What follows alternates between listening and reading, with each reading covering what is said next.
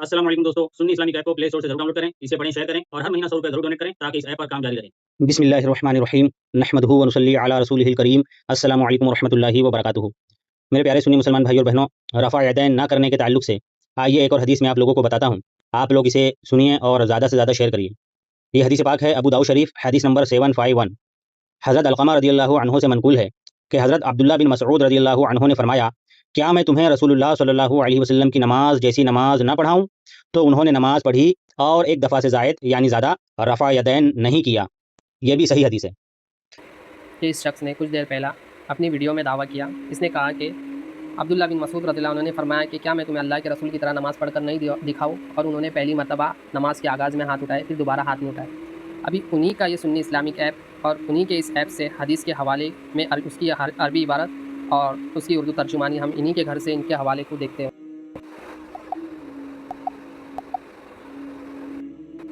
तो ये है उनकी सुन्नी इस्लामिक ऐप की अरबी इबारत।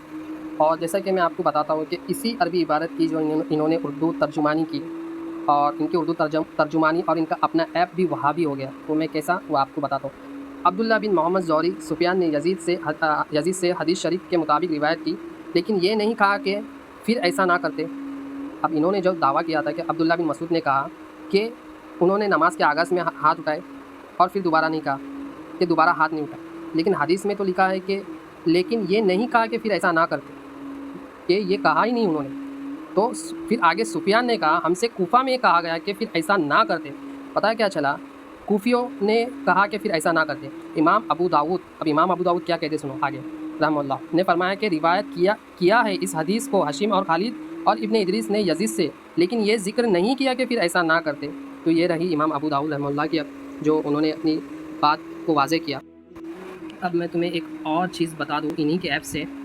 यह है हदीस नंबर 748, जिसमें आप नीचे साफ देख सकते हैं ये वही हदीस है जिसमें अब्दुल्लाह बिन मसूद रज़ियल्लाहु अन्हु के बारे में जो तस्करा है, जिसमें उन्होंने कहा कि मैं तुम्हें क्या अल्लाह के रसूल की तरह नमाज़ पढ़कर नहीं दिखाऊँ। इसी हदीस को ये अरबी इबारत में लिखा है, आप नीचे देख सकते हैं। काला अबू दाऊद हाज़ा हदीसुन मुख्तसरुन मिन हदीसिन तवील वलैसा हुआ बिसही अला हाज़ल लफ्ज़।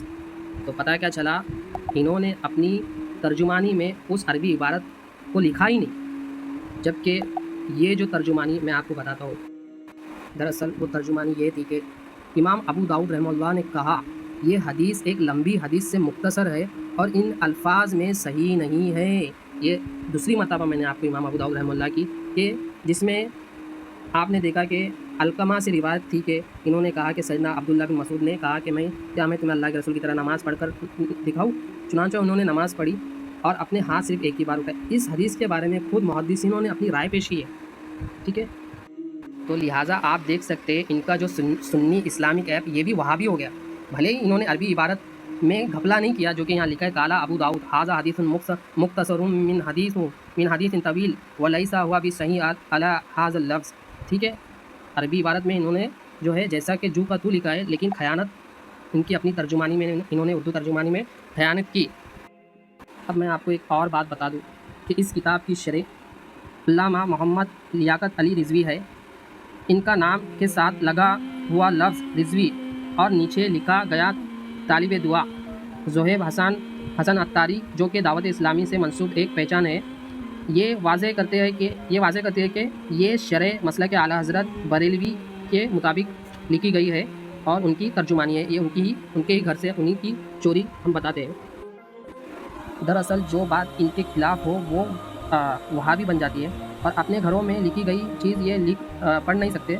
सिर्फ तोते की तरह रट लेकर आवाम को जो है आवाम के सामने ये अपने मुरीदों के कानों को खुश करते हैं और मुरीद भी अनपढ़ और इनकी अंधी तकलीद में सिर्फ अपने मतलब की इबारत को सुन करके मुहद्दिसीन को गलत समझते हैं।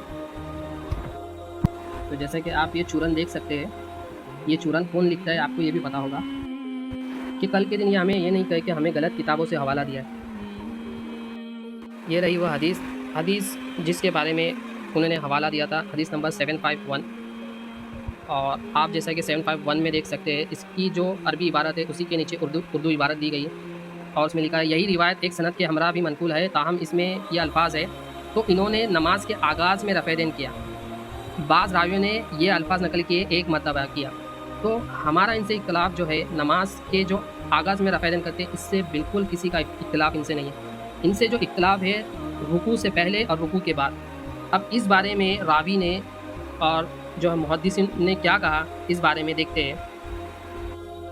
جیسا کہ آپ دیکھ سکتے ہیں کہ حدیث نمبر 750 میں لکھا ہے کہ یہی روایت ایک اور سند کے ساتھ بھی منقول ہے، تاہم اس میں یہ الفاظ نہیں، پھر وہ دوبارہ رفع دین نہیں کرتے۔ سفیان کہتے ہیں انہوں نے بعد میں کوفہ میں ہمارے سامنے یہ الفاظ بیان کیے، پھر آپ دوبارہ رفع دین نہیں کرتے تھے، یہ لفظ داخل کیے گئے کوفہ میں، تو یہ تو صاف لکھا ہے۔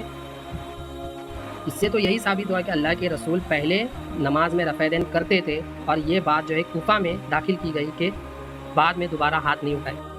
ثم لا یعود کے جو الفاظ ہے یہ کوفہ میں داخل کیے گئے، اور خود جو ہے سفیان کہتے ہیں انہوں نے بعد میں کوفہ میں ہمارے سامنے یہ الفاظ بیان کیے، اس صاف لکھا ہے، آپ پڑھ سکتے ہیں۔ یہ دیکھیے سفیان کہتے ہیں انہوں نے بعد میں کوفہ میں ہمارے سامنے یہ الفاظ بیان کیے۔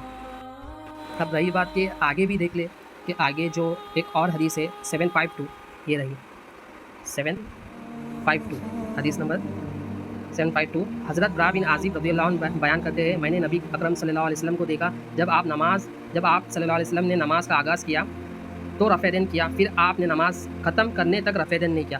اب آپ دیکھ لیں کہ اس کے نیچے لکھا ہے امام ابو داؤد رحمہ اللہ فرماتے ہیں یہ حدیث صحیح نہیں ہے، یہ حدیث صحیح نہیں ہے۔ تو یہ ان کے اپنے گھر کے حوالے ہے۔ تا عمر غالب یہ بھول کرتا رہا، دھول چہرے پر تھی اور آئینہ صاف کرتا رہا۔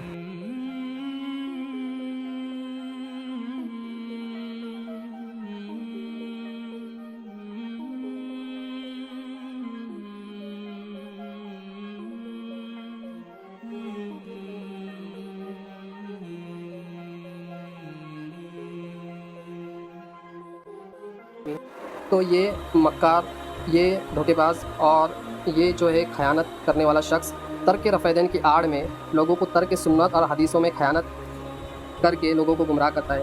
جیسا کہ یہ تو اتنا بڑا عالم نہیں ہے جیسے کہ اسے علم الرجال، اگر صرف کتابوں میں روایت کا آ جانا کافی ہوتا تو محدثین کو علم الرجال کی کیا ضرورت ہوتی۔ علم الرجال وہ علم ہے جس میں حدیث بیان کرنے والے راویوں، نیریٹر کے حالات اور ان کی حالات اور ان کا جائزہ لیا جاتا ہے تاکہ یہ معلوم ہو سکے کہ ان کی بیان کردہ حدیث صحیح ہے یا نہیں۔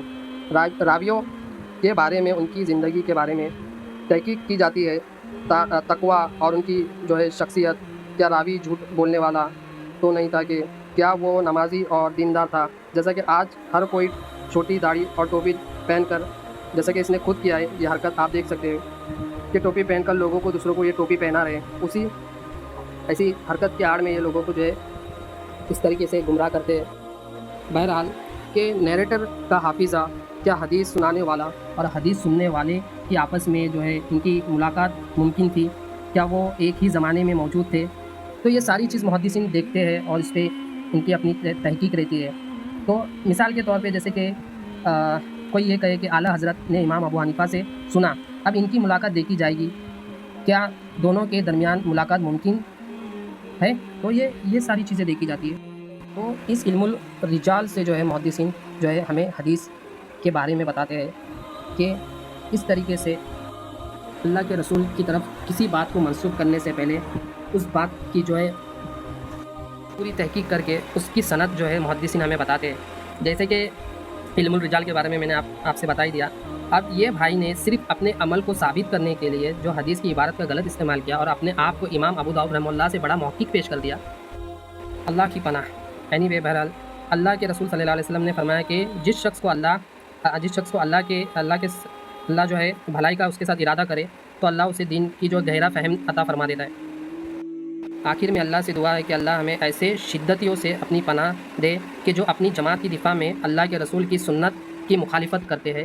آمین یا رب العالمین۔